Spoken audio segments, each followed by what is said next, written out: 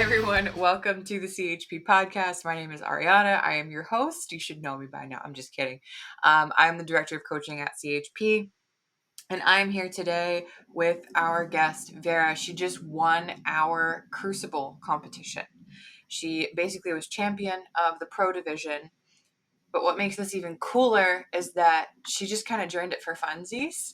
And while she was participating, also was training for, you have DECA Worlds coming up, right? Because you qualified for that.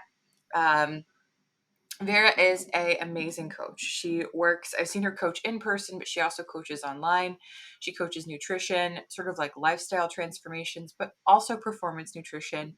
And her entire story in life is just super, super cool. So I feel super honored to have her as a friend, but also to be able to give her prizes for winning this year because she just kicks so much ass.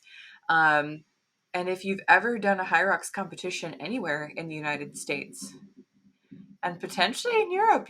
Did you go to Europe? I have not yet. Okay, yeah, not yet. But if you've done any high rocks competitions, you probably have seen her as head judge. So you might recognize her from that as well. She's basically everywhere. And yeah, if you've been coached by her or judged by her, which is more like coaching, you probably feel super lucky. So welcome, welcome, welcome. And if you have anything you want to add to that, or change before I start asking you questions about stuff, feel free to use this time now. Yeah, thank you. It's so nice to be here. Thank you for having me.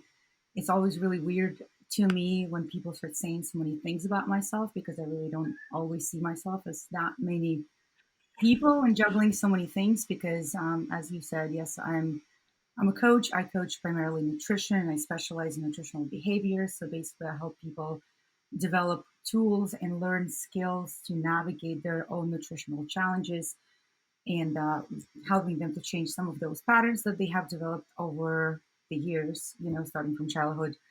And I'm also a mom of three kids. My kids are 13, 10, and 8, which is just extremely, extremely fun and very convenient to have a bunch of people in my house when I'm trying to develop my athletic career and, also go up in, working career as well. So, but yeah, so that's pretty much all about me.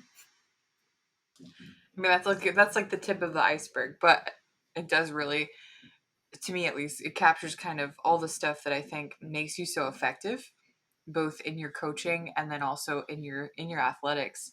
Um, the way that you arrived at hybrid athletics, quote unquote, and athletics in general was kind of your own journey, correct? Like you wanted something for yourself and then you just started pursuing it hardcore. Can you talk me through kind of how you ended up in this space, like winning the Crucible, competing at DECA Worlds, like qualifying for all this stuff? Like, how'd you end up here? It's Start wherever you want. It's so crazy whenever I talk about it. It's really hard to identify that one particular moment that brought me here, right? So until about 13 years ago, I was never an athlete. I was never in fitness at all. I never played sports when I was a kid. The high of my athletic performance in my 20s would be hitting a 7 a.m. kickboxing class after like drinking all night until 4 a.m. And so that I would do that, hangover, go to work. So I was never really into fitness at all. And then I had my first baby, and about 2 years after I had him, I found myself at 220 pounds. Don't know how I got. I mean, I do know how I got there, but I was just very extremely unhappy, and it was brought up to my attention that maybe I gained a little too much weight by my husband at the time, and it just really made me really mad. And I'm like, what am I doing with my life? Why? Like, I don't want to be here. So I joined the gym and I started working out, and I kind of liked it. And then people started asking me for advice, and I figured that I like giving advice, so I started to learn a whole bunch of stuff. And over the years, it just escalated, and I found myself in this space where I like doing different things at once. So even before I met you, before I joined CHP, I started running a little bit. Then I did some Spartan races. I did 32 Spartan races. I did Tough Mudders. I did like 10. I like weightlifting. I started to learn more. So I feel like I've always kind of been doing for the last 13 years some sort of a hybrid style training, but maybe not very specific, and it wasn't really organized or structured. And so when I got to train with Alex and work with him, the way he just puts things together, it just multiplied all of the skills that I already had. And it's just so insane for me that somebody in their 40s can do all these things and consistently get better. I think that's kind of the really fun part because I love that you said this. You already had skills. You've already been a runner. You've already been doing the weightlifting. You've already done the Spartan stuff. I mean, I met you at MROC, which has been doing, and I love the term hybrid because it's literally just doing strength and endurance at the same time. Like, that's it. So we've all kind of been doing it if we've been running and lifting for anything. But I think it's so cool that you can take that background, that variety of experiences, and sort of you just want to have fun and you want to do things. Like, you just want to try new things, and it adds to your training now. So you've been working with Alex for how long? 6 months? Yeah, since end of May, so I would say 5 months, 6 months. It's so in May, so it would probably be important to mention. So between December of last year and April of this year, I went through 7 leg surgeries, and they weren't like super serious surgeries, but still procedures that took me out of training completely. And I also had Mhm. been dealing with this really annoying, stupid foot issue where I've seen every doctor, every PT, and I have a tear in my heel, and I have a bone spur and some bone edema. Nobody knows what that is. But basically, doctors just told me that I can't run. So I stopped running completely, and I hadn't run in a year at all. So when I started working with Alex, my running was at zero. I was so out of shape. So I went to High Rocks in New York. It was June 9th. It was the worst experience of my life. I was so out of shape. Everything was so heavy. I couldn't run. It was just absolutely terrible. And just the fact that we can still build up on all of that and can bring me back to running and getting to lift heavier, and then joining Crucible and kind of cruise through it and then win it.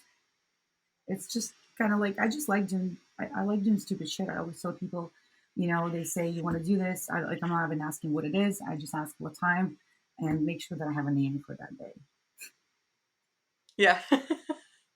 No, I think it's incredible. And I'm glad you brought that up as well because I was going to. Like, it hasn't been very smooth for you over the last year. You've been dealing with really frustrating pain and injury, leg surgeries, and just a lot of setbacks that I think for a lot of people would discourage them. But instead of being discouraged, you were like, okay, well, let me just give this a shot. Let me just try this. Let me just do something crazy and let me work with Alex and see what we can get done. And it's so funny because you do everything he programs for you, which I think is incredible. You wake up at like what, 4 in the morning?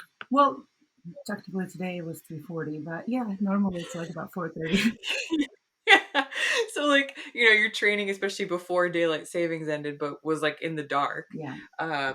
But you're I just love it because I feel like your focus, at least from the time that I've known you, and I know that the effect that you have on other people, especially other women in this space as well, is this kind of like joy and ferocity where you kind of like approach something and you're excited about it, but you're also like, fuck it, I'm going to give it 100%. Like, why would I not? And it's like so contagious. I just see the people around you, um, even if it's just for your birthday or just for their birthday, doing crazy stuff, but like it's everyone has so much fun with it. And I think that's kind of what I've always loved so much about you is, you definitely have this like this incredible work ethic and this incredible drive, and you don't give up. I don't know if you know how, but at the same time, you have so much fun doing it that everyone around you can't help but kind of be like sucked into the whirlwind. That happens. so, um, so, talking about, let's go one sport at a time. So, high rocks, um, you know, doing a high rocks and not being able to run is probably the most uncomfortable thing ever. Um, Yeah, because it's I did running that race. one. Yeah, yeah. I did the one back in April in LA when I was 8 weeks pregnant, and I just couldn't run without getting insane cramps. And When I gave you the wrong ball, when I gave you a heavier slam ball at the end, and you still did your balls, yeah, I remember. yeah, yeah, you're super sweet of you. Um, but like it was weird because every single workout station felt super easy because I wasn't out of breath because I couldn't run. Yeah, So I was like, this is a very different race. Now, how long have you been? Because I know you've been judging and participating in high rocks in like every way imaginable since you started and you found it. Um, what kind of really drew you to it, and what inspired you to do so much judging, and what is it like to be a judge? Because I feel like it's a really cool opportunity, and Hyrox is now even paying people, correct? yeah. It's a full day of work and it's a paying position. Yeah, so I think that's really notable. And there aren't too many sports that do that. Um, and you also get to take their judging course or the Hyrox course for free. So that helps you learn all the standards. So kind of talk me through like how you ended up in Hyrox, but then also you're basically like you're just part of it now. Like everyone knows you. you're, Yeah. you're like up there judging the Elite 15. So like how do you end up there? And is there value from your perspective if you're an athlete participating in high rocks to also go out and judge once or twice? Yeah, this is a great question. And also, judging elites is just like such an insane experience because I feel like it's more stressful for me because if I fuck up, like I mean, their scoring is going to be like all messed up. So, what happened? I think I ran my first high rocks. I did doubles with my friend Shari. It was December of 2021. And I don't even know how I got around it. It just came up, and I'm like, oh, that looks terrible. Let me try that. So I did that. And then I felt personally for doubles is that I didn't deserve the finish because I didn't do enough work. And it's so messed up because there's so many incredible doubles out there that just go for very good, competing time. And so I'm like, okay, I'm going to try by myself. So last year in May of 2022, I did my solo first and I did an open. That was also, I did like 6 events back to back to back.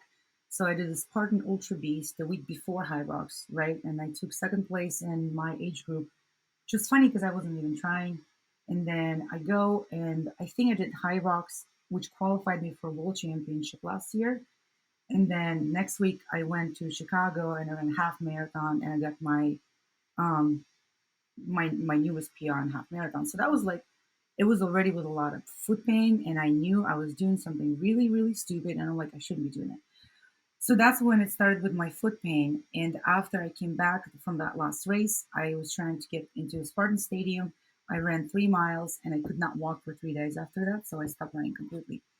So from that May going into the next High Rocks race, I knew I couldn't participate.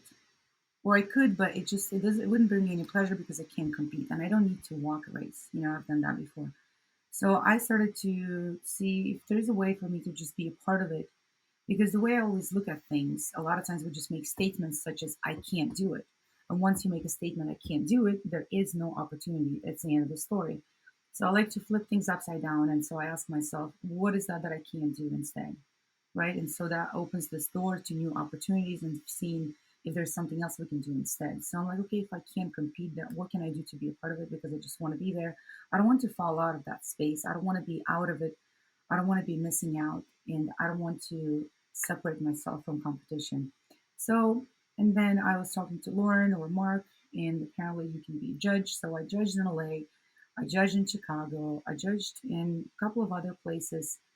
And so that allowed me to still be there without competing, but being a part of the event, seeing all the people, also making connections. And I like to meet people that are interested in the same things that I'm interested in because, again, like I said, I didn't have any athletic history or background. And so a lot of my friends from my past have completely different interests. And it's it can be a really lonely space when you separate from your past, but you're not exactly in your future yet. and you're like, I don't know, like where I am, where am I, like who are my friends, who am I hanging out with? And so judging and being a part of the event allowed me to just be more of a part of the whole movement and just becoming more interested in it. So that's how I got into judging, which is super cool because I like to judge people in general, but now I can do that legally and get paid for it. Perfect. I think, I don't know, especially for when you're experiencing a setback, um, or even just in a space where you don't feel like you'd be able to participate in competing at the level that brings you joy, which is giving it your all. It is so nice to stay in the sport. It's so nice to surround yourself with people. It keeps you excited. It keeps you engaged in that goal, and it always keeps it like fresh. It makes it feel like you could come back to it. You're going to come back to it. Um, I feel like judging in general too is such a, at least for me, a fantastic way to learn a sport and to learn what other people are doing. It's very easy to get blinders in a race and only see your own performance and the people right around you, and then you look at like the elites, um, and you judge yourself very heavily. Obviously. Yeah, and it's really nice to judge everyone and be out there watching everyone perform and be the person responsible for getting someone through a really tough set of wall balls, or be the person who's helping someone through their row when they just want to give up, and you realize how normal the things that you think make you weak are. Like, they're just a normal part of racing. Going into a bad headspace, having a bad race, or pacing things wrong and dying after the sleds, like, it's all very normal. And to watch and carry people through it, to me at least, makes you so much stronger on your next race, because you're like, you just don't get flustered by anything. You're like, oh yeah, this happens to everybody. Or like, I saw Yeah. 10 people go through this last time. I'll be fine. I'm going to make it to the finish line. The doubt never enters your head. Um, so I just think it's so important because it pulls you out of yourself. It pulls your head out of your ass Yeah. and gets you more involved in, I don't know, in understanding the actual sport rather than just in this little self bubble. And it's just really cool to help people through stuff, like to coach them, to yell at them, whatever they need, like give Yeah. them that in the moment. I, that's awesome. It's so So rewarding too. It's even like exactly what you said, sometimes yell at them. I think being on the other side of the competition, not yeah, once, one, it helps you be, I guess, become a better athlete. It also, for yourself and me, that also allows me to kind of step back and become a better coach as well because everybody needs a different approach. You're judging elites and they know exactly what they're doing. However, they also struggle sometimes. So in my last event in Chicago last week, I was judging Rebecca Mason, who is an incredible athlete. She's 37. She has a couple of kids. So watching somebody who's not 25 and also has like life, it's just yeah, so crazy because she's such an incredible athlete. And so when she's taking a break on a sled, I would just tell her 2 seconds and she would get back right into it. And sometimes just those two words are so helpful. And then you would judge somebody who is just doing the event for the first time and they're scared, they're intimidated. And sometimes it helps them when you walk them through the process or you demonstrate or you talk to them a little bit more. But for most people, I just like to step back and I like to give athletes the opportunity to battle their own demons in the race and figure that out because I think that is an invaluable experience. And so if you stand there and you yell at somebody and you're like, one more, one more, one more, anybody can push through that. But let them figure that out on their own. And it's a completely different experience. They come out and they always come back and they always say thank you. And that thank you is just so rewarding. And I would just do that for that, honestly. Like a Deca at Rock. I don't get paid for that, but I come back every time and I love it. yeah. It's just it's fantastic, and seeing people conquer something or do something that they did not think they could do or did not know they could do, that it, again, is it's just contagious. Like, it's just cool. Yeah, it's Um, cool. And I think it's just so with the whole world, like where we at right now. Um, I mean, it's just the values are low, the goals are kind of shallow. Everybody is like nobody knows what they're supposed to do, and just allowing people to have this belief in themselves that they can go out and do hard shit. And it's just incredible to watch because even like right now, so at the gym that I'm coaching at Elmo Training House, there's about 40 people or 40 people that are starting to, we're getting ready for high rocks, and a lot of them it's their first time, and so people say things like, oh, I'm just going to be there to finish. And I'm like, is that really that you're just going to go there to finish? Is that all you got? Are you a finisher? Is that all you got? Why don't you try to get a little bit more out of yourself and you actually go and compete for yourself and try to do your best in that particular situation? So helping people discover that more powerful side of themselves, it's just incredible to watch because like you said, they come back and they say, I didn't know I could do this thing. And now I know that I can. And so it helps you build all that evidence so that you can build more confidence in yourself and you can approach new things and you can participate in more things. And then you get to a certain age and you look back and you're like, I was this bad motherfucker that was doing hard things. Like who yeah, would have I thought, you still know? can. Yeah, the picture might change, but you never doubt your ability to accomplish something within reason. Like as long as you know that it's reasonable, the only thing stopping you from accomplishing it is whether or not you want to. Yeah. I mean, maybe don't run 100 miles on a broken leg. I'm just saying. Yeah, we've seen that. Yeah. We've seen Only that. one person can do that. We don't need more. But it's still it's and I love that you help people set better goals because I don't think that just finishing is a bad goal, but it's a limiting goal because where do you go from there? Yeah. Yes, there's no room for disappointment because of course you're going to finish, but at the same time there's not much to learn and there's not much else to focus on. I mean, high rocks for most people is what, an hour and a half, an hour 20. At minimum it can be up to At, 2 hours at minimum, yes. at minimum. So, you're out there spinning for a while. If your only goal is the finish line, you have nothing to focus on. You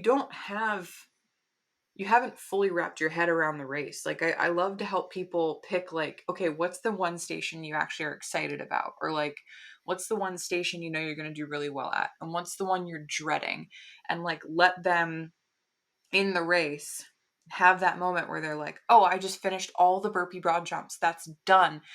And feel the relief and then move on to the next stage and actually chunk the competition up so they can have 8 miniature wins culminating in finishing rather than I did it and then needing to, because people still experience that. They still think back like, oh, I didn't think I could do that. But if you let yourself experience it in the moment, you have a much more fun race that goes by a lot faster because you're like, oh, I'm halfway done. Like, cool.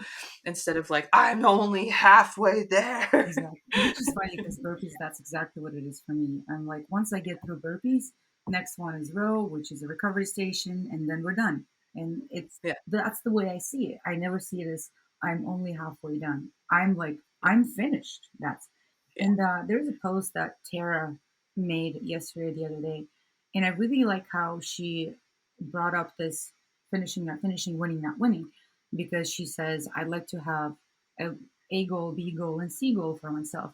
And I think it can be applied to so many different areas in our life, even with specifically like my coaching business. There are a lot of women that come to me for weight loss, and so their goal is to lose 20 pounds and nothing else. And if it's not achieved, that immediately means you're a failure, you're a loser. And we go through life just failing at everything basically. So of course you get to like 40, 45 and you're like, I've never achieved anything in my life. Everything I do, I fail at and I'm not good at anything. But when you have multiple goals and you break them down in little patches and you say, okay, like you said about burpees. Okay, so burpees is my hardest station at High Rocks. So my goal is to do 5 burpees at a time, take 10-second break and do 5 more. Did I accomplish that? Yes, I did. My goal is to run every split under 10 minutes if you are a first timer and you're a slower runner. Did you accomplish that? Yes, congratulations. And so finishing the Yeah. race will be a part of your goals, but it also feels so much more satisfying when you have a multiple things that you can stack and be like, actually, that was pretty successful, and I can be successful, and I can do these things, and I can improve, and I can learn upon them, and the next time I can do better. Yeah. I love that. I've always been I'm not a huge fan of time goals. Like I'm gonna finish my high rocks race in 1 hour 28 minutes or something. Because they're pass fail and they don't take into account all the victories you had in your race. You only focus on the failures. You only focus on the stuff that went wrong. Yeah. Um, and in an 8 station, 8 lap, multiple person race, a lot of things can happen. Same thing with Spartan races. There's a lot of obstacles. You could be having the best day, and then one obstacle is just gonna like stop you, and that's it could just be the day. It could be the angle that Spartan put it up. It could be the fact that it rained the day Yeah. before. Like Could be the fact that you it, dropped a 400-pound tire a week ago, on your knee. So it could be anything. Not that it I ever was, happened to me, but maybe, possibly. but it's true. Like so many things can happen. So if you just have a time, but not an experiential goal, like I want to feel good the whole time, or I want to be able to race the finish, so I'll pace the first half. And then if I don't pace the first half, my secondary goal is to be able to finish strong. Like and just to have these like parachutes for yourself so that you always have something to focus on and something to work toward. Um, just even in the shortest race, it doesn't matter. So, short races talking about Deca Strong or, a Deca mile, those are relatively short in comparison to high rocks, but you can still chunk them up in the same way and guide yourself through it. So when you go to world championships, which one are you going for? I don't quite remember and I apologize. For the Worlds this year, I qualified with Lisa Brink. We qualified as DECA Strong Teams. Okay. And she's such an incredible partner, and she's always down for some stupid stuff as well. I love her. And yeah, I love competing with Lisa. Lisa's 10 years older than me, and just the way she always approaches things, to me, it's just super inspiring. I always look up to her, and she can't say no to me. So yeah, So now you're going to world. yeah. Which is funny the way you brought up Becca as well, because yes, you're right. It's a short event, right? So our time was 12 minutes. We finished the strong in 12 minutes, which is not the fastest time out there. We still put us in the first 20. But even if you think about if you cut 5 seconds from each workout, that's 50 seconds total that you can cut out of your time, which in regards to DECA, 50 seconds is a long time. But all you have to do, 5 seconds better on each. We can always Yeah. be 5 seconds faster. It's not 2 minutes or 5 minutes. And Yeah. the same with high rocks. The way we see it is, yes, we can focus on time, but the rock zone is different. Different events, they will have different laps. Like in Chicago, we had 2 laps. In Anaheim, I want to say we have 4 laps, and Hmm. that can be tricky. And so the way I see it, even when we talk about when I work with my athletes, and they say, "Well, I want to do a sub 130 on high rocks," but sub 130 can mean so many different things at different venues and different events, and even whatever happened the day before. So I always like to remind people that if we just focus on one thing at the time, wherever it takes you. Maybe it's 130. What if it's 130 in 28 seconds? Does that mean you're a failure? Hmm. Obviously, got to stop competing, go back on the couch, start eating bonbons, and never do anything again in your life. Start Yeah. over. And that's what I like about whether or not, because I hear from a lot of people as well, I'm not competitive or I don't like to compete. And I think what they mean to say is, I'm not driven to win, but I'm also afraid to fail. And I used to be that person, so I'm very familiar with what that feels like, where you say that you don't like competing, but it's because you don't like losing and you don't like failing, Yeah. but you don't necessarily have the drive to win either because you don't believe that you can. which is fine. I don't think that everyone competes or everyone participates in sport to win. I don't think it's necessary. But usually when I hear someone go, "Well, I'm just not competitive. I Yeah, don't care." I'm like, "What are we avoiding? yeah, What are exactly. we avoiding Yeah. here?" Because it's like, what is competing? What is putting yourself out there in a field full of other athletes? It's allowing you to put yourself up against a fixed challenge and experiencing yourself overcoming it. And you don't have to want to do it to win. You can just want to beat your last time. You can just want to meet your last time. You can just want to see if you can finish it. That's still valid. Um, but like, give yourself a little bit more credit at the same time. I see a lot of people avoiding events like DECA and avoiding events like High Rocks because they are so afraid of something. And they probably usually can't articulate what it is because they know they're not going to win and they know that they're not going to lose. You can't You can't really. lose at high rocks or No, you Deca. can't. You Like, know, you can be last, you but can't. it's still not. You still finish. You still placed, you still got a mark and you still set a time. So it's like, good job. You did the thing. Like Yeah. you did it. Um, but whenever you run into people like that, like let's say at OMOD, because you're actively running this High Rocks prep, um, and you hear them making themselves smaller and you hear them making their goals and their experience, they just actively are making it smaller. How do you pull them out of that? How do you encourage them to just fucking get a little fiery out there and like how do you pull that out of people No, who have never done it's that just so before? it's very challenging, and I think that's a part of my coaching job. That's probably the hardest part of it. Because I mean, honestly, anybody can program burpees. Anybody can take it through a set of burpees. You know, anybody can do that. But can you help a person to dig out that bit of a competitive? I don't believe there's one person in this world who's not competitive. I think a lot of times with this whole conditioning of, I mean, obviously being knowing our place as women, right? We belong to a very certain space. There's certain responsibilities that we have to do, and so being a female athlete, it I think sometimes it's a little bit different. But I also don't like to focus too much on being a woman because I can still do all of the work that everybody else does. So I don't like Okay. when people are like, "Oh, as a woman athlete," I'm just an athlete, so whatever, still do all the work. But it's just reminding people what I think really holds people back when you're talking about what is that you're afraid of. There are two things. One, knowing that you're actually not doing all the work that you're supposed to be doing. That's one thing. So you show up to a race and you're like, well, if only I didn't have that Hawaii vacation in July, I would have done better. So that's the thing that I really, really always remind people about is stop saying I would have, I could have, I should have because you didn't. And it's not to make you feel bad, but it's just a fact. So you didn't, let's stop thinking about it. Let's think about what you did. But then also knowing the fact that you are the one going to bed with that thought in your head, it's that you're going to be judging yourself the most. I'm not going to judge you. You're not going to judge them.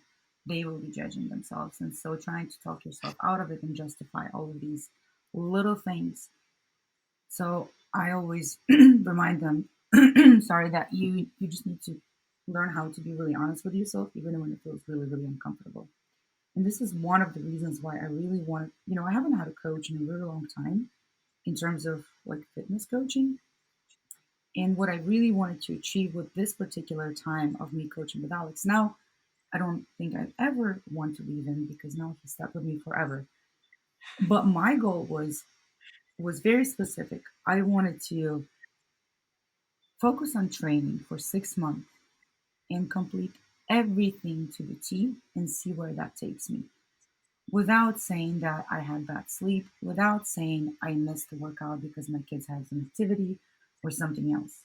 I wanted to really give it my all and see where that training takes me because from all of my events, there always was something where I couldn't done this or I couldn't do this, and I was just like I just work out and then I go and compete.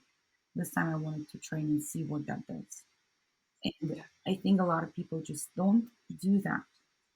and they essentially feel guilty. And so they start to layer thing on top of another to cover that up, to make them feel better. But really makes nobody feel better.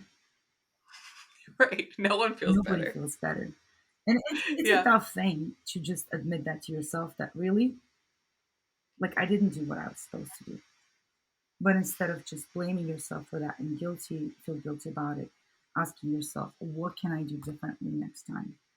How Yeah. can I change that? Because I mean, you're the only person that's going to benefit from that. Yeah. And another question I love asking my athletes is like, do you want to? Yeah, exactly. What is that you really Do you want? want to? Yeah. Do you want to? Are you just doing this because you think that you should? Like, is that why whenever something pops up that just the carrot on a stick, you just walk away? Because if you don't care about the outcome or you don't want to, we need to pick a different goal. And I think a lot of people will choose very arbitrary things like, I want to run a Yeah, marathon or I want to lift X amount of weight because they see other people doing it and they think that if they accomplish that too, it will bring them some sort of satisfaction. Um, and it always breaks my heart when I see people like, oh, I'm training for a marathon, but they hate running. yeah, And I'm like, what are you doing? yeah, What are you doing? Like, yeah, you hate this. yeah, Yeah, we know you could finish it even if you hate it. You could finish anything you set your mind to even if you hated it. I mean, God, most of us went to college or high school. Like, we did it, yeah, even though we hated it. Um, and it's just like, what if we picked a different goal? What if instead of a marathon, we picked something a little bit more niche, but what if we got you on a bike? What if we got you on a mountain bike? Do you like that? One of my clients, she signed up with me and her initial goal was a half marathon. And she started mountain biking with her husband and she loved it so much that I was like, why are we still running? Like, we can keep you like a 3 mile runner. Like, we can keep you in that space real easy. But let's get you biking more. Like, you like biking. Just drop the half marathon. And she was like, I was so scared to ask you if that was okay. I didn't really care about it, but I wasn't sure if you'd be mad at me. And I'm like, I don't care. yeah, Like, I don't care. Do whatever you want. So picking a goal and a target that means something to you. So in your case, it's like, what can my body do? What am I capable of? Have I ever actually honestly given myself a chance? Sometimes the answer is no, and that's okay. It doesn't reflect negatively on you, but it gives you an opportunity to make a change. yeah. I mean, it gives you this opportunity to create a completely different narrative for yourself Yeah. and figure out what is that you want to do. Because, like you said, and I feel like it's a lot of obviously it's a big part of it, social media and how everybody's it seems that everybody's doing things. Not everybody's doing things. For us, it seems that everybody's doing everything, but 90% of the Yeah. United States are not doing anything, obviously. But it's like it gives us this illusion. We get into environment and then we're like, okay, I ran 5K, now I have to run a half marathon, run a half marathon, now I need to run a full marathon, now I have to do an ultra race. But then where's the joy in that at all? Yeah. And I think stepping back and find like for example, I was signed up for New York Marathon. I got in the lottery. I paid $400 for the entrance into New York Marathon. And in the beginning, when I started working with Alex, we discussed that. And so it was there, but we were like, okay, we're gonna see how this goes because at this point, I can run 30 seconds at a time before I start limping. And so about when we got to August and we've discussed and I'm like, I'm going to drop this because I can walk New York Marathon in 6 hours or 7 hours, whatever. And but where's the joy in that? I will feel like I didn't do my work to train for it because I actually couldn't because my foot is not allowing me to do that. It will take Yeah. away from my joy. I will feel disappointed because I would like to compete and experience more of that. New York Marathon is going to be there forever. It's not going to ever go away. And so making that decision actually feels it felt so much it felt so good. It was a conscious decision that yes, I could, but I'm not going to. And focusing on something like right now, I'm just gonna work on becoming the best 5K runner I've ever been because that's what my Yeah. foot allows me. And honestly, I think working on getting faster short distances is a lot harder than being okay in running long distance. It's an uncomfortable subject, but yeah, like working on being a better runner as far as like running faster Yeah, is concerned. yeah. I love to It's bring really that fun up to to break ultra it runners. I love, and that's why Ariana and I don't have any friends, obviously. But but yeah, I love to bring it up to people, and it's just it's so hard, even working with some of my clients, and they want this arbitrary goals. There's something that we apart. want to work on, and what are we going to work on? And I'm like, well, let's work on improving your mile. And again, this whole conditioning comes in, and she's in her late 40s, and she doesn't believe she can get faster. And breaking that, I think, is the hardest thing ever. Yeah, that's really hard is breaking that and also helping people choose a better goal when they they don't believe that they can accomplish anything. Yeah, Because they're not gonna be like, oh yeah, I let's try this or let's try that. Their head is not swimming with options because to them they have no yeah, options. And being able to guide a person to something that they enjoy and to something that they have fun with sometimes is a very long process of talking to them and working with them and seeing what they like to do. Um, I've had athletes straight up change their minds, you know, if I've worked with them for several years, multiple times. Like they go one way and then they're like, actually, this seems like fun. So then we go this way. And that's the joy of it. Like you have a body that you get to use it for stuff. That's literally all that yeah. matters. And I mean, it's just incredible that we have all these body parts, like you said, and they're still working. And so, yes, I'm 40. I'll be 41 next year. And but I think it's because you never like because I hadn't been an athlete before, so I don't know. Yes, we're peaking at certain age, and after that it goes down. But if you've never peaked, how do you know? Yeah. So maybe you will peak at 45. I don't know.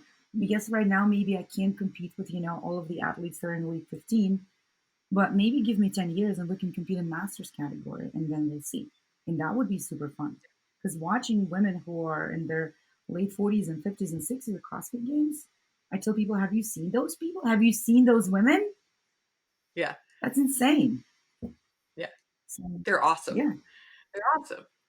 And I think that's the cool part too about the cool part and the weird part about coming to athletics like later in life is like say I went to school for art and I was like handicapped for most of my childhood. So like I was just talking to Alex about this the other night, going to the Hypercon games and judging there and just being a part of the scoring and talking to the athletes. It lit that fire again where I was like just excited to just get back to training and get back to figuring out where my peak was because I don't think I ever hit it. And now I feel like I have even more focus. I have even less excuses because now I'm just like, okay, this is exactly what I'm going to do. I enjoy this. And I think there's a space here that I can fill. I think I can go. I mean, you and I are going to do Rally in the Valley and next year, and I'll be what like 8 months postpartum and whatever. Like it's going to be what it's going to be, but I know I'll be on that path to peaking. And it's like once you make up your mind and once you start that,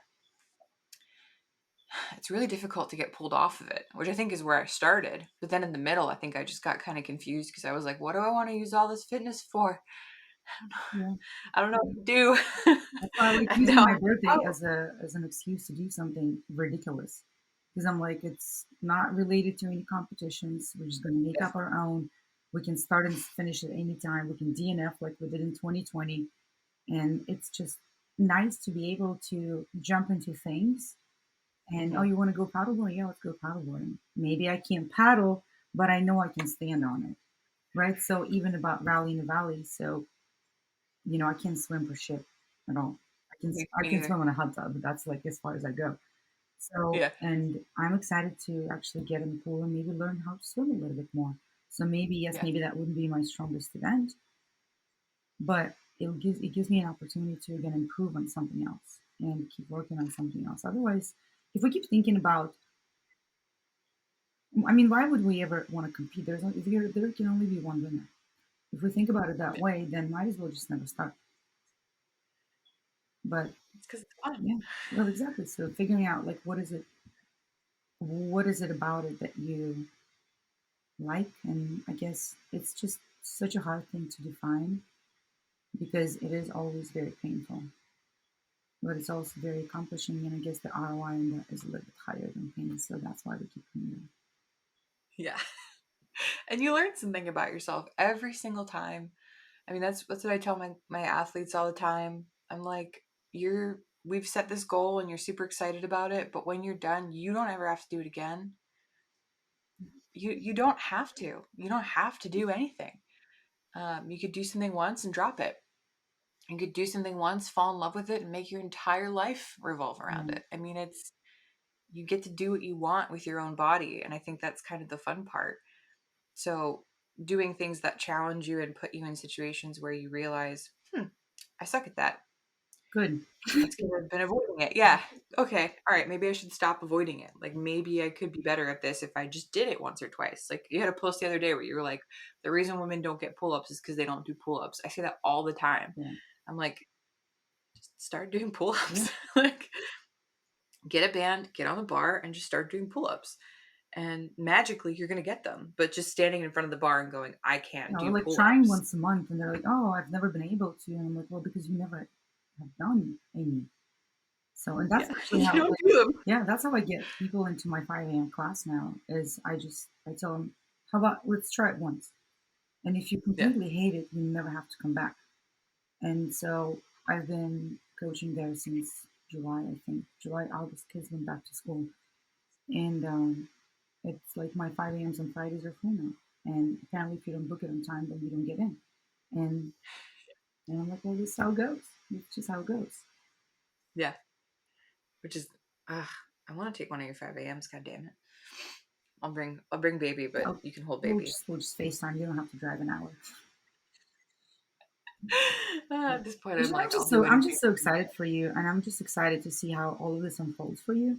Because for me, it was different. I was never an athlete when I had my first baby, but when I had Olivia, I was excited to get back into training, and it was a Yeah, completely different story. And because you have so many friends and so many people in this area, I think could be both easy and hard because I feel like you are going to try to compare yourself to others in a way that when Lauren Weeks, look at her. So her baby's 6 months. We're like, Tia to me, she's a psychopath. right? Yeah, But then in the meantime, because you have been a coach for so long and you have all these tools and skills on how to be a little bit more rational, I think that you're going to manage it really well, and it's going to be an exciting time for you. thank you. Yeah. I'm a lot more grateful for my body than I was pre-pregnancy. Um, Pre-pregnancy, I was in a pretty bad spot with a coming out of like a pretty bad health flare, just super bad chronic fatigue, and I was pretty pity party. I was pretty woe is me at that point. Um, and now having been pregnant and now understanding like, oh, my body can undergo a lot of stress, and there are a lot of choices I could have made during my pity party phase. And now granted I did feel like shit and I couldn't really train with any intensity at all because I was sick, but like once I made those life changes to get me back on track, I still didn't do a lot with them. And now and I realized that. And now that I'm looking at giving birth and getting some form of my body back, um, I'm just so grateful and I'm so excited. I don't feel resentment, I don't feel anger, I don't feel upset, I don't feel like I lost time. So all that like kind of bitter drama that I brought into the last time that I healed is like gone now. I'm like, whatever. Like, I'm gonna suck. I have a lot of weight to lose. I'm gonna be slow. I haven't run in months. And I am so excited to just go through that process again. I don't even care. And like, in some ways, I think it's been really good for me because when you do the same thing too many times, you can kind of, your head can like work its way up your butt and Oh, you can kind of absolutely. just get, yeah, Yeah. you can get you can get pretty lame pretty fast by accident, and I think I was headed down that path. Not that I would have stayed on it, but I was on it. And I think this definitely woke me up in a big way where I'm like, nope, I am not. I don't want to be slow. I don't like Yeah. I don't want to miss this. So, thank you. I'm really excited, but I'm also excited because it'll help me help other people better and understand all the mothers that I've ever coached what Yeah. what they've gone through cuz You will definitely get a little bit of a glimpse. And I think a lot of times, again, like I don't know, like I can't understand what you were going through, right? Because I never had that condition. I've never had health issues like yours. So I can never relate to that. I can never understand that. But I understand that no matter what pain you're going through, I feel like the pain is always the same, right? So you deal with Mhm. one issue, I deal with a different issue. They might be different, but the way we're going through this, like they're the same. The pain is the same, right? So we Yeah. can always relate to the level of pain, even though when we Mhm. don't understand exactly like what is happening. And Yeah. I think if we just approach things in this kind of way, we can all just be a little bit nicer to each other and a little bit kinder. Yeah. Because people are like, well, you don't understand my life. And I'm like, no, Shannon, I don't understand your life. But also, I don't have to understand your life because we're all different. But I have my own and I have my own struggles. And the way Mhm. we deal with them, like looking at you and having all these health conditions, and people are like, well, she's still doing things, which means it's probably not that bad for her. And I think Yeah. that is where a lot of people are just, a lot of people lose it.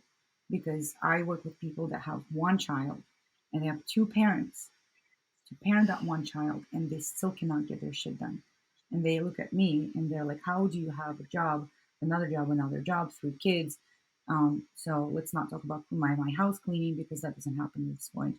But we have clean clothes, and we have food, and I still manage to like do all the things.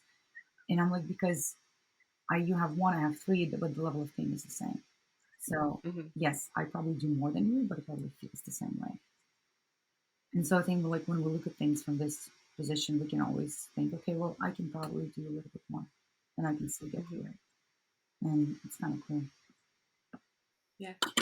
They say it in Kitty. They say it in chronic pain. They say you can't compare pain, and I think that's very true. Like you can't. You can. Well, if what someone is experiencing, it's you can't just sit there and go, "Well, this happens to me and I feel like this." And well, you don't feel that. You just can't Yeah. compare pain. Um, because you're also dealing with people who have different pain thresholds, different backgrounds, different if this is the first time in your life that you're experiencing pain, it's going to feel a lot more it's going to feel a lot stranger than to someone who's lived their whole life navigating it. If this is your kid number 4, you probably have really good systems in place And really low to expectations. it's people who have one child, they're like, "How does this woman with 4 get all this shit done?" And it's like she doesn't have a choice. Yeah, and that's exactly what it is. She doesn't have a choice. There's no extra time. You just get it done or you don't. And once you're forced into that position, like when people say like I get more done when I'm busy, Yeah. it's really true. Which is also nice when you have support and you have a second parent and you have family. Like we're supposed to have Yes. family, we're supposed to have support. We're not supposed to be single mothers. We're not supposed to raise children alone. Alone. And Alone, I yeah. mean it reflects obviously this is why we're all fucked up. But still, it's like there are a lot of things that can be done. And I think this is why it's so important. People are like, well, I'm healing from my trauma or I'm doing this and I'm doing that. But I think when you start doing something physical in your life, when you start to add these physical challenges and you add a little bit more physical pain in your life and you learn how to go through these physical pain, um, challenging times, then it teaches you that you can overcome other things. So I think it really does spill over in other areas of your life. And that's why I think fitness and anything physical is just so important for everybody to have no matter what. Because for somebody, maybe it's body weight squats, for somebody, it's going to be 600-pound squats. But again, the pain is the same, and overcoming that pain is just it's just a part of our life that cannot be taken away. And I think Yeah. that's why we're so weak as generation now, because we have Roombas vacuum our floors and we have DoorDash delivering our food, and we don't know how. And walking now is an exercise, and I'm very much against that. And I say that in the nicest way possible. I say that with love, but as humans, Yeah. walking is not exercise. It's a way to get around. So we have to add more physical stuff in our life so that we can overcome it. Yeah. And I think there are things in our lives that make room and make space for other things. Like maybe for you it's DoorDash so that you can spend the time you would have spent making dinner, getting your workout Yeah, in. But I think at a certain point when you fill your life with so many of them and you forget the pleasure of sitting down to make food yeah, and making something that tastes good. When you forget that, even if you don't even enjoy cooking, you don't appreciate food as much either. The DoorDash food arrives and you're like, look, magic food. Like yeah, it's I feel like it's almost like boomery of me to say it, but it's true. yeah. Like you kind of forget how special everything is and how much you can enjoy everything. And that includes things like walking, hiking, um, going outside, lifting a weight, feeling your body get strong. Um, there's just so many cool experiences that I think a lot of us actually have access to, but they're uncomfortable. Yeah. And I think again, like you and I, we might have maybe a bit more privilege, because we do work from home, we do work online. And I kind of have very mixed opinions about it because I busted my ass to be here at home and Yeah, be able to work from same. home. I've worked plenty in my life. I've worked plenty of 16-hour shifts. And so I busted my ass to be in the place I am now. So I actually don't consider myself having this privilege. But for some people, they're listening and they're like, well, Vera, you don't understand. I have to work 2 jobs to feed my children and I literally just don't have any time. So I have to DoorDash. I understand that convenience.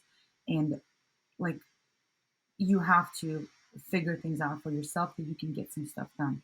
But so recently, what I've been doing with my middle kid loves to help me cook HelloFresh together. And so we do that. And I mean, his chopping is just ridiculous. He's chopping carrots. So it's basically a whole carrot somewhere in the sauce. But it doesn't matter. It's about just that experience that yes, maybe you have to DoorDash 6 days a week, but maybe you can have that one night a week where you can spend time cooking something. Maybe it's cookies. Like, I don't know. It doesn't even matter. But like you said, it's Mhm. about the things that we take for granted and we just don't appreciate them anymore because our life is so busy and we just have to make money to pay for food, pay for a mortgage, pay for babysitters so that we never get to see our kids again and then get to Yeah, 65, get diabetes and die in 5 years and never travel. And so yeah, this is why I don't have many friends because I keep bringing up how soon we're gonna die, but it's just so true. yeah. I mean, I call it heavy metal. Like that's like the way I approach life is like if I feel something's not working, I end it. And it's I change it. If whatever it is, I just do it because I'm like every minute I spend not making this decision, even if the decision is really hard, like for me, it was getting a divorce and moving alone across the entire United States and starting completely over, losing all of my friends, starting completely over because I knew that staying where I was going to kill me. And I would do it 10 more times. And then people are like, I well, would, Ariana, it was easy for you, You're young. yeah. You just whatever. Yeah, just a person with a chronic illness moving, Yeah. to live by themselves and suffer by Yeah. But themselves. you also But you like, like to downplay your stuff as well, like me. People are like, oh, I'm like, yeah, I've always been generally well, except for the 7 leg surgeries that I had in 6 months. yeah. No big And deal. things have been fun. They're not that Yeah, bad. And then you like start listing things and you're like, actually, no, it sucked. yeah, Um, but you write your own story to a certain extent and you can't change what life hands you for sure. You can't, but you can change it what you do with it. yeah. And, for me, it's like, okay, I have a genetic disorder and chronic illness and things are really hard sometimes, but my body is still capable. So I'm going to figure out what I can do to stay healthy, what I can do to continue to enjoy the things that I enjoy doing instead of saying, oh, I'll never get to do this. I'll never have that. I did that, and I didn't get those things magically. Yeah, Don't know why. And then one day I was like, "What if?" Um, and then I started doing the things, and I was like, "Oh, this is hard, but it's not that hard." yeah. Which is crazy, you know, because we started this conversation with talking about Crucible, and in end of September, I asked Alex and I said, should I join the Crucible? He's like, yeah, totally. And he made it seem really casual in terms of we never had a date on when we're going to do certain lifts. And you know, I've never done a snatch pretty much before in my life, maybe once. So I Yeah, PR'd at 85, and I wasn't even sure that was a snatch. But approaching that more as a okay, this is just the baseline. I and this is like the beauty of being a hybrid athlete. And so people ask me, what is it that you do? What do you train in? And I just say I train in everything, and I call myself an aspiring hybrid athlete. So again, maybe I'm downplaying things, but I'm like, I don't know, I can't run for 6 hours right now, but I can sit on the bike for 6 hours, even though I've never sat on the bike for 6 hours. But I'm like, well, look, just sitting on the bike for 6 hours. How bad can this be? So yeah, not bad, but getting through the end and then putting all my numbers in and seeing my numbers out there and the thing that always happens to me, which is this is one of my um, beliefs about myself, which is so stupid. But I mean, you probably will know what I'm talking about. But you know, we have beliefs. We have belief about ourselves, belief about other people, belief about life, right? That we develop over, you know, pretty early in our life. So my personal belief about myself is that I'm not worthy of success, or I don't deserve success. And luckily, I have, again, plenty of skills, and I know it's not right. I know it's not true, but the thought is never going to go away. It's always going to be present, right? So just working through that. And I see the numbers, and I'm like, no, that can't be right. There must be a mistake somewhere, or I got lucky, yeah, or you know, I don't deserve it. So for me, even doing all the things, and that's why I think I downplay a lot of things. I'm like, well, this can't be me. Like I can't be that good athlete. And so yeah, luckily having these skills, and I think that's what you and I also help people with is understanding that you're going to have a lot of thoughts about yourself and you're going to have a lot of beliefs, but it doesn't make them facts. And by building a lot of evidence, enough evidence, you can prove to yourself that maybe you can. Maybe not yeah, now, but maybe hmm next year or maybe 2 years from now. yeah, But it doesn't matter yeah. because might as well just die tomorrow. We don't know. So might as well Right. continue to work on it. Yeah, exactly. And you might find 10 more things that you love on the way there and totally change everything, but end up somewhere where you're way happier. Mhm. Um, so yeah. Okay. Well, you rock. I don't know. We could keep talking forever, I think. But if someone wanted to find you, find your coaching, follow you on Instagram, what are the places that they would go to start just chatting with you, talking with you, watching your training? What's your Instagram, and then how can people find you for your Yeah, coaching? it's actually I have this really cool thing is that my name is the same on Instagram and Facebook, and it's actually my first name and last name. So I don't go by like Fit Mom of Three.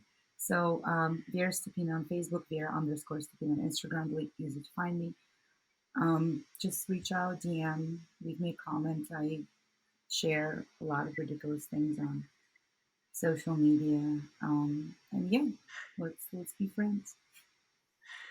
And if you're ever at a High Rocks or DECA, if Oh you're yeah, going to DECA Worlds, she will be there, either in the judge's hat or as a competitor or both. yeah. So Or yeah, collapsed, you know, on a stage after a finish line because I like to make things really dramatic when I finish. absolutely, you earned Yeah, it. absolutely, You yes, earned that dramatic definitely. finish. Yeah. Well, thank you so much for having me. This was such a pleasure. Same, same. Thank you so much. I'm sure again we could talk forever, so if I have you on again, but yeah, I'm just excited for everything else you're gonna do the next several years because I feel like you're just sort of starting to re-unlock um not your potential because I feel like you've always just been a super talented athlete. There's no doubt about that.